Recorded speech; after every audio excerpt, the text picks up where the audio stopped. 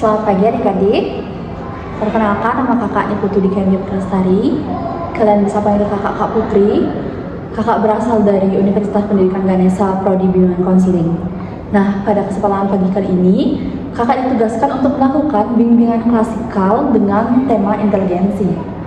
Nah, sebelum masuk ke materi, pada awal ini kakak akan menjelaskan waktu yang kita perlukan dalam melaksanakan bimbingan klasikal. Nah, adapun waktu yang kita perlukan itu selama 30 menit. Nah, pada waktu 30 menit ini, apakah adik-adik semua setuju? Baik, kalau setuju, kita sepakati dalam bimbingan klasikal ini kita akan menggunakan waktu kurang lebih 30 menit. Baik, kalau sudah, sekarang sebelum melakukan bimbingan klasikal, ada baiknya kita melakukan doa terlebih dahulu. Berdoa, kakak langsung pimpin, berdoa dimulai. Berdoa selesai. Baik, terima kasih adik-adik. Selanjutnya adik-adik dapat duduk nyaman sesuai dengan posisi yang adik-adik sekarang. Baik. Sebelumnya, sudah ada yang tahu apa itu inteligensi? Belum? Baik. Jadi di sini kakak akan menjelaskan di mana David Wechsler mengatakan bahwa inteligensi adalah kemampuan untuk bertindak secara terarah, berpikir secara rasional, dan menghadapi lingkungan secara efektif. Secara garis besar, inteligensi merupakan kemampuan mental yang melibatkan proses berpikir secara rasional. Jadi, dari pengertian tersebut dapat diartikan bahwa inteligensi tidak dapat diamati secara langsung, namun terdapat bukti nyata dari proses berpikir rasional tersebut. Nah, dalam pengertian tersebut kita dapat tarik 3 indikator. Yang pertama, ada bertindak secara terarah. Yang kedua, ada berpikir secara rasional. Dan yang ketiga, ada menghadapi lingkungan secara efektif. Nah, adapun dari penjelasan setiap indikator tersebut adalah sebagai berikut. Yang pertama, bertindak secara terarah. Bertindak secara terarah adalah suatu kemampuan individu yang dilakukan dalam tujuan yang jelas, sistematis, serta fokus dalam mencapai suatu tujuan yang diinginkan. Nah, bertindak secara terarah ini dapat diartikan dengan seseorang yang tidak mengambil keputusan secara sembarangan atau impulsif, melainkan memiliki rencana yang sudah terarah untuk mencapai hasil yang diinginkan, sehingga dapat menghadapi masalah dengan situasi yang efektif. Sampai di sini paham? Baik, jika paham. Yang selanjutnya ada berpikir secara rasional. Nah, menurut Kamus Besar Bahasa Indonesia atau KBBI, berpikir rasional merupakan bagaimana cara mempertimbangkan sesuatu dengan berdasarkan logika atau fakta. Nah, berpikir rasional merupakan wujud dari perilaku belajar terutama yang memiliki kaitan dengan pemecahan masalah. Dalam berpikir rasional, siswa cenderung menggunakan prinsip-prinsip dan dasar-dasar pengertian dalam menjawab pertanyaan seperti apa, mengapa, dan bagaimana. Selanjutnya ada menghadapi lingkungan secara efektif. Merupakan suatu kemampuan yang digunakan seseorang untuk menyesuaikan diri dan bertindak sesuai dengan kondisi, situasi, serta tempat yang sedang dihadapi. Kemampuan beradaptasi merupakan suatu kemampuan yang memungkinkan seseorang untuk menghadapi tantangan serta memanfaatkan peluang yang ada. Baik. Nah, adapun contoh-contoh dari orang yang berinteligensi tinggi, yaitu yang pertama ada dosen saya sendiri, yaitu Profesor Dr. Iketut Darsana, MPD Cons. Beliau merupakan seseorang yang mempunyai inteligensi tinggi. Beliau merupakan seorang guru besar di Fakultas Ilmu Pendidikan jurusan Bimbingan Konseling. Dan selanjutnya ada Profesor Dr. Iketut Suwarni, MPD Cons.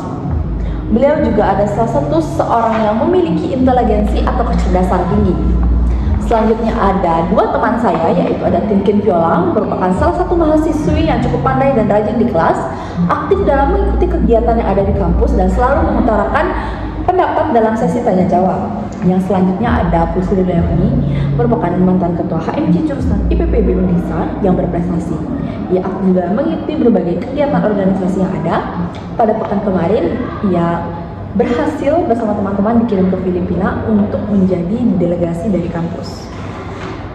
Nah, selanjutnya di sini terlihat ada beberapa anak yang memiliki inteligensi rendah. Sampai di sini adik-adik paham? Baik, jika paham. Nah, penerapan inteligensi ini dapat dilakukan dengan teknik self-management. Di mana teknik self-management ini memiliki berbagai bidang, di antara lain yang pertama ada bidang sosial, di mana manajemen diri dapat membantu individu untuk mengurangi kecanduan media sosial dan meningkatkan keterampilan sosial. Yang kedua ada bidang karir, di mana manajemen diri dalam bidang ini dapat membantu untuk meningkatkan produktivitas, mengembangkan karir, dan juga mengelola stres. Yang ketiga ada bidang pribadi.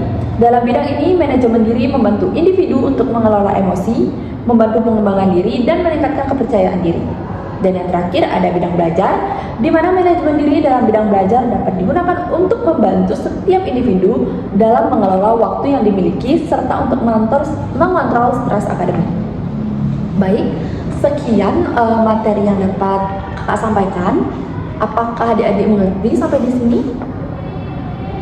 Baik, jika mengerti, untuk selanjutnya kakak akan memberikan kuesioner kepada adik-adik guna mengukur tingkat inteligensi yang adik-adik miliki.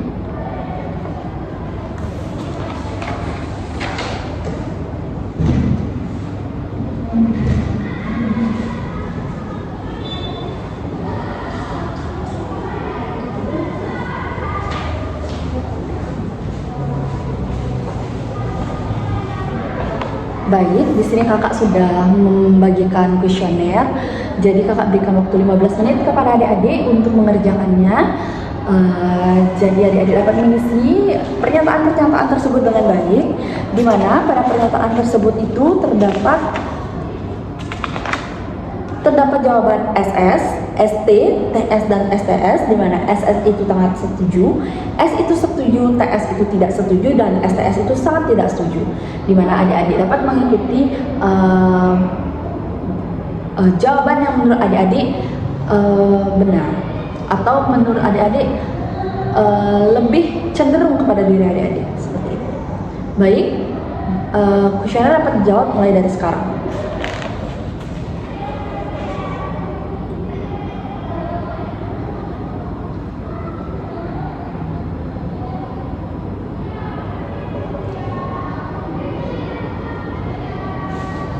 Baik adik-adik, sudah? Baik, jika sudah, kakak akan mengambil kuesioner kembali.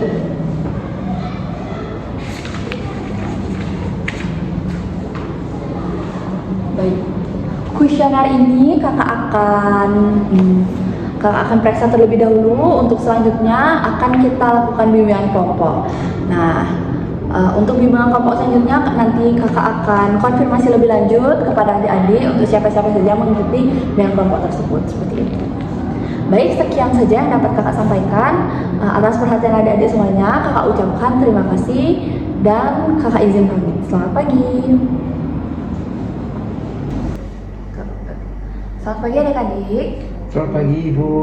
Hari ini sesuai dengan kesepakatan kita akan membahas mengenai bagaimana kita belajar tentang cara mengelola diri kita sendiri.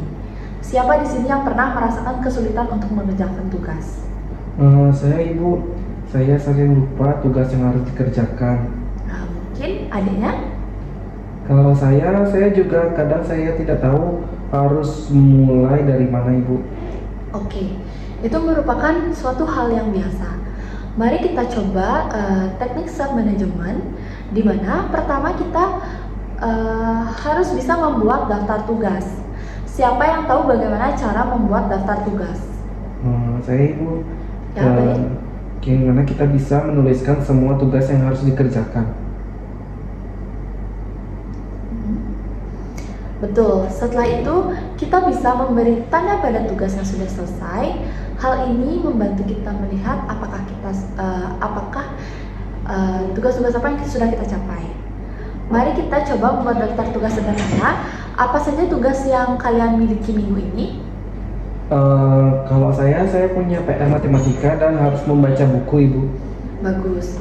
Sekarang tulis tugas itu di kertas. Setelah itu kita akan membahas cara mengatur waktu untuk menyelesaikannya. Gimana? Baik, Ibu. Baik, sekian untuk pertemuan kali ini. Apakah ada adik-adik yang ingin bertanya lagi? Kalau dari saya tidak ada, Ibu, sudah cukup. Baik, sudah cukup ya adik-adik semuanya. Untuk sesi selanjutnya akan Ibu konfirmasi setelah ini. Baik, Ibu. Terima kasih.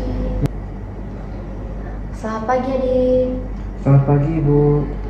Baik, sesuai dengan kesepakatan kita kemarin, kita akan membahas cara mengelola diri kita lebih baik.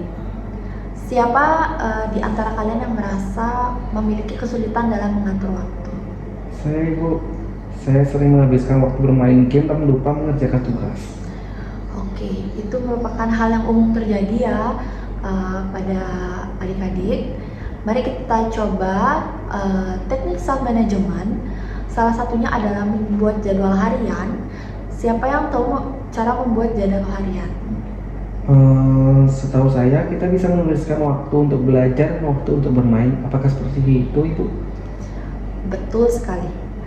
Kali ini kita akan membuat jadwal sederhana di mana seperti setelah sekolah kita bisa melakukan sesuatu hal seperti belajar selama 1 jam, lalu setelah itu kita dapat bermain selama setengah jam. Bagaimana menurut kalian? Itu benar baik, Bu. Saya akan mencoba membuat jadwal. Baik, jika itu dapat membuat adik-adik menjadi lebih baik dalam mengatur waktu, dapat diterapkan oleh adik-adik dalam kehidupan sehari-hari adik. Oke? Baik, Ibu. Oke, sekian untuk konseling pada pagi hari ini. Kita tutup dengan selamat pagi dan adik-adik dapat kembali ke tempat duduk masing-masing. Baik, Ibu. Terima kasih. Ya. Selamat pagi Misaka. Apa yang ingin kamu bicarakan pada pagi hari ini? Selamat pagi, Ibu. Sini saya ingin menyampaikan saya merasa sulit untuk menyelesaikan tugas sekolah, yang dimana saya sering sekali merasa bingung, Ibu. Oke, Misaka, itu merupakan hal yang wajar ya untuk anak-anak sekolahan. Mari kita mencoba dengan menggunakan teknik self management, di mana pertama kita bisa membuat daftar tugas yang harus kamu selesaikan. Seperti apa saja tugas yang kamu miliki pada saat ini? Kalau untuk saat ini saya mempunyai pekerjaan rumah, bahasa, dan harus belajar untuk ujian juga, Ibu. Bagus. Jadi sekarang kita akan membuat daftar. Setelah itu kita akan membagi waktu untuk setiap tugas. Misalnya, berapa lama kamu ingin mengerjakan PR bahasa kamu, dan berapa lama juga kamu ingin belajar? Mungkin masing-masing 1 jam, Ibu. Oke, itu terdengar sangat baik. Jadi setelah 1 jam kita bisa istirahat sejenak. Ini bisa membantu otak kita tetap segar. Apakah kamu merasa bisa mengikuti rencana yang Ibu berikan? Mungkin saya rasa bisa, Ibu. Saya akan mencobanya. Baik, jika Wisaka rasa bisa mencoba apa yang Ibu bicarakan tadi, Ibu harap ini dapat diimplementasikan kepada Wisaka agar Wisaka dapat mengatur waktu dalam menyelesaikan tugas dan belajar. Gitu. Baik, Ibu, terima kasih atas saran yang telah diberikan. Saya sudah mengerti, Ibu. Baik, terima kasih Wisaka. Sekian yang dapat Ibu sampaikan. Mungkin sesi konseling individu dapat diakhiri. Terima kasih Wisaka. Baik, terima kasih juga, Ibu.